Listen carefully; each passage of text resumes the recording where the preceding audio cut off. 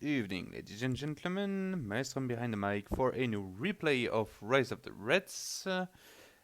This one has been sent by Frost, and I don't know what it is about. You know, it's a 1v1, but that's it. So let's see how it goes.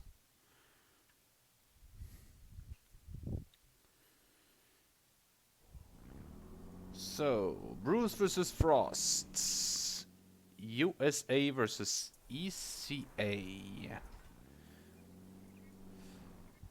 Interesting. Natural threat, very good map.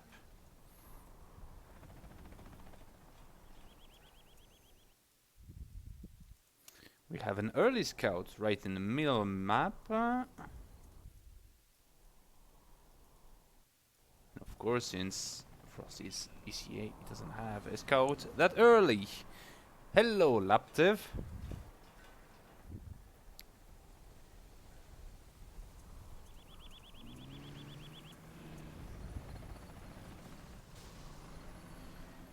Ooh, double barracks?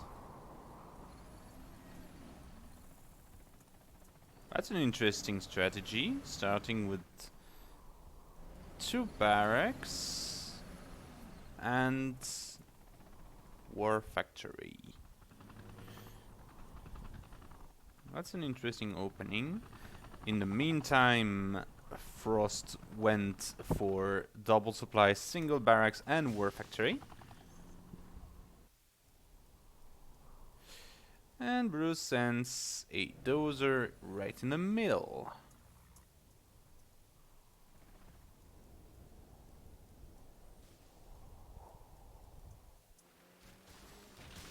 We have a Humvee here. Bruce spots the V and thus cancels his defense build. And the dozer falls. Bruce going to infantry rush for something. Infantry rush doesn't work that well for ECA. It works well for Russia because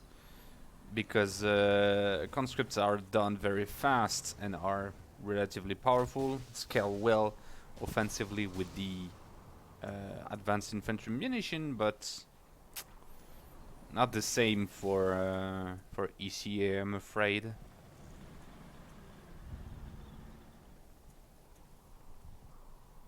Well, 2 barracks, yeah, sure, but so far what is done is going defensive with 3 fortifications here and 1 fortification here to put them in. So I also see 2 lynxes, so he may be going for mechanized infantry though. However, they are both a Crusader and a Humvee right in the middle, preventing that. And we have a deployment zone. He didn't win for the center of the map. Indeed. He was beaten to it by Frost. Frost, who is actually climbing up the tiers pretty fast. Running for tier 2. Already has an airfield deployed. Well, Bruce doesn't have the money to get to tier 2 yet.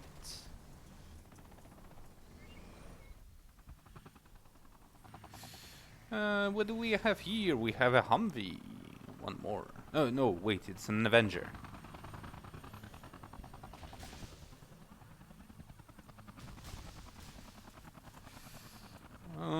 You may have a point. Let's see how it goes.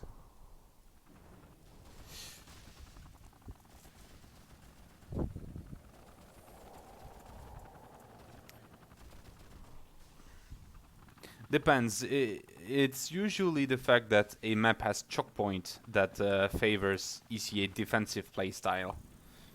But here it's a pretty open map, so you have all the place in the world to actually move around.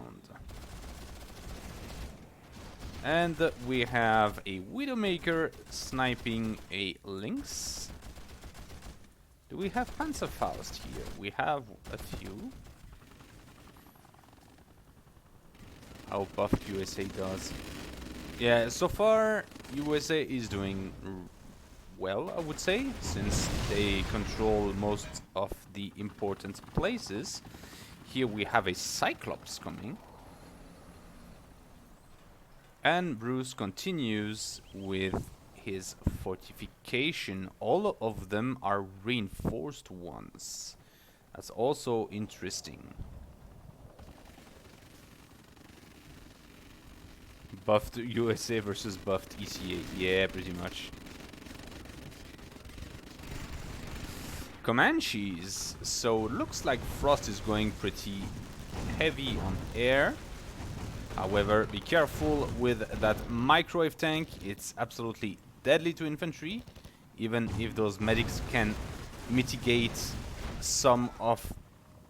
Wow! It can out-heal it? Completely? Damn. Looks like Bruce knows what he's doing. Search and destroy. And 2 microwave tanks fall. But Frost has Pathfinders. And Pathfinders in silence mode do provide nice firepower against those Felons. Marksman gets killed by a Widowmaker. Now AA is necessary against ECA. Yeah. Marksmen have become a very important... I don't know what happened here, but I see that both that the War Factory, Deployment Zone and Solar Reactor have both disappeared. Seeing the dogs, I would guess that is the doing of Burton. But that puts Bruce in a pretty bad situation. A lot of commando tactics seems to be used, but I do not have any sight on a potential Burton. Right here on the left side, there are 2 Crusaders battling against a light of defenses.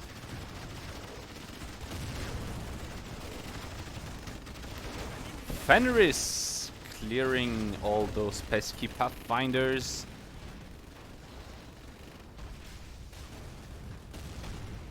Seals or Burden, yeah, either or, both are possible. Yeah, and seeing the amount of dogs that there were here, we have some mortar lynxes here for fire support, as well as a Fenris in long range mode.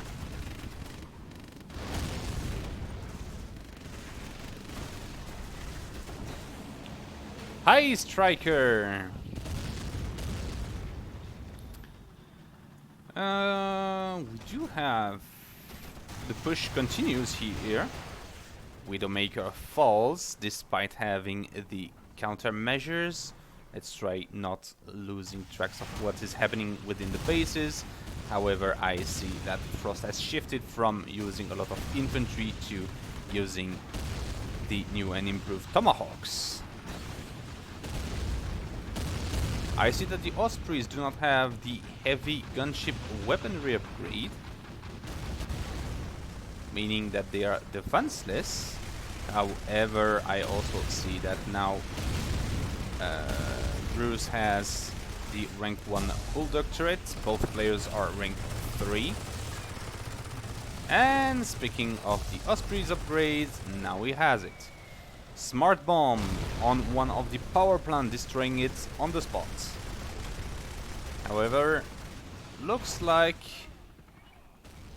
Frost had enough power plants in prevision. Both players are now 4. There is a lone pilot here that will get smashed. That single-armed Osprey is doing a lot of damage.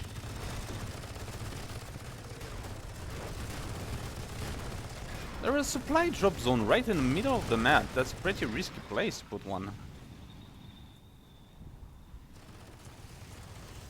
Lots of dogs by Bruce.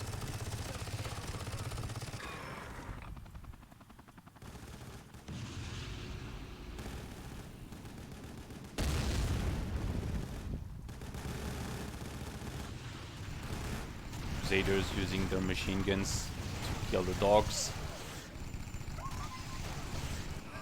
And now the Comanches is trying to get rid of them, but Bruce is retreating.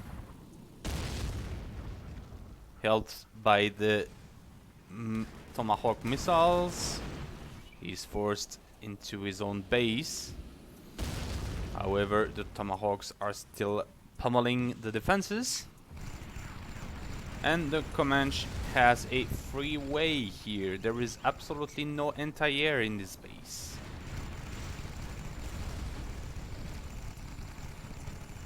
And the deployment zone falls again. However, this time Bruce is tier 2. So maybe we will see some Wotans. We actually see a Trident here. We have a D-52 carpet bombing here. Why Predator drone didn't get any weapons despite its name, but Osprey did, even Recon drone. Recon drone's weapon is actually more of a utility rather than an actual weapon. We have a bomblet strike here, destroying a few of those Tomahawks. Yeah, the utility of the Recon drone's grenade launcher is actually very good to clear mines. That's the main use of it. It's not very good against anything. And the Trident falls.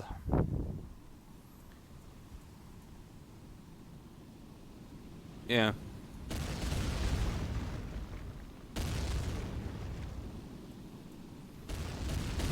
That's also one of the reasons why the EMP ability for Lotus has been removed. Because in the few occasions where it was used for EMP bombing and not for its actual detection abilities. Both command center and research facility fall here. Bruce back very far into the tech tree and calls to quit.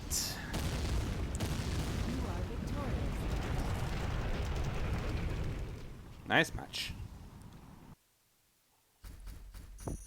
Well, I hope you'll enjoy this little replay, and I will see you soon.